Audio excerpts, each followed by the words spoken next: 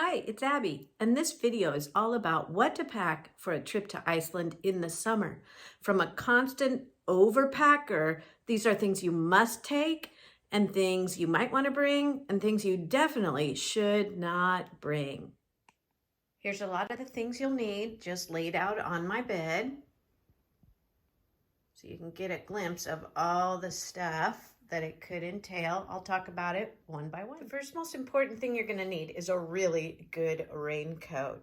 I bought this one a few years ago and it has Gore-Tex, so it works really well. In addition to a raincoat, I have a down coat.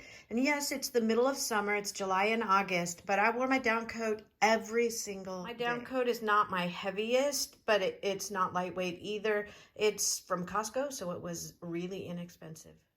Another must-have if you're going to be walking behind some waterfalls or getting close to some with a lot of spray is rain pants. I had to go online and buy some for this trip. I didn't have any. These turned out to be fantastic. They repelled the water. My pants underneath did not get wet. Loved the extra pockets. I did have to have them shortened, but they worked fantastic. I did not bring a hairdryer or anything because I knew I'd be wearing a hat every single day. And yes, I was. It was really windy some days. Of course, I'm an overpacker, so I brought 2 hats. I really only needed the one. Take one. I knew we'd be doing a lot of driving in the car and I might want to unlayer, so I chose to bring a short sleeve shirt for every day of the week. And then I chose to bring some sweatshirts to layer over the top.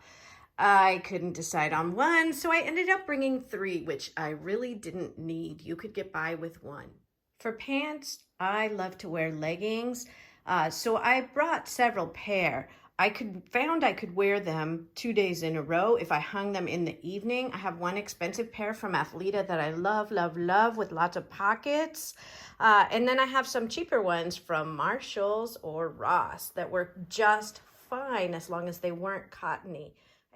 I knew that the day we were going on a glacier hike and on the whale watching, I might need heavier pants, so I did include 2 pairs of fleece-lined leggings.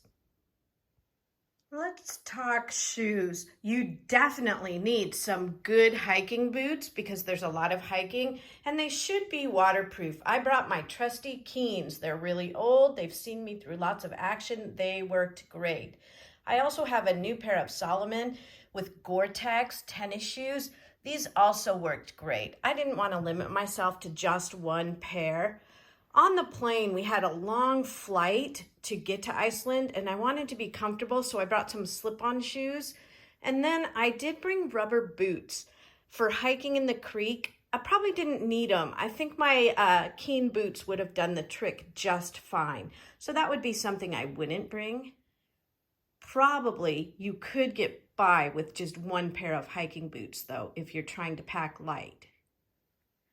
They say you can never bring too many socks, but that's not true. I brought way too many socks. I find that if I have some good quality wool socks, like Darn Tough or Smart Wool socks, they got wet one time and man, they were dry within 10 minutes in the car.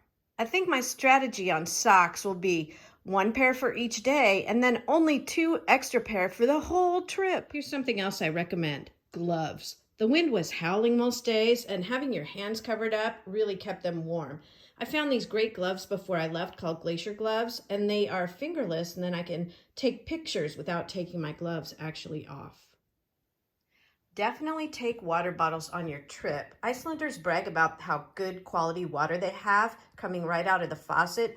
Plus, at some waterfalls, we just got some water right from there.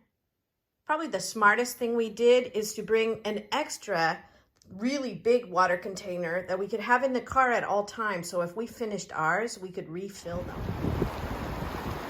We stopped at the side of the road. We're filling up our water bottles. Water is supposed to be safe to drink here in Iceland.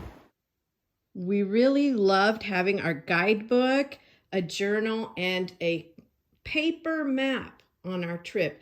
Yes, we highly recommend a paper map just in case your GPS is off or doesn't exactly know where you're going. It helped us navigate immensely. We read through our guidebook ahead of time and then we earmarked the pages we knew we wanted to come back to during our journey. In our journal before we left, we actually made a money conversion table because, I don't know, on the fly, it's really hard for me to figure out how much is 7,000 or how much is 10,000. So this was helpful. Don't forget your swimsuit and towel for going into the hot thermal pools. The big one, the Blue Lagoon, gives you a towel for free as part of your admission, but others will charge you a rental fee. We brought some old towels so that we could throw them away on our way home and bring souvenirs in their place. Definitely bring all your toiletries from wherever you're coming from. Once we got to Iceland and got on the road, stores were few and far between, and they close really early. So if you get to your first destination and you're missing toothpaste, you're out of luck for a while.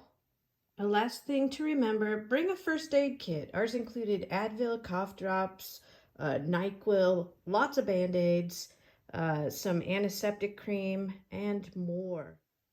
We packed it all into one Ziploc bag, which we never opened once, but if you need it, you should have it. That's all for now from Abby and Steve's Rockin' Adventures. Have fun traveling.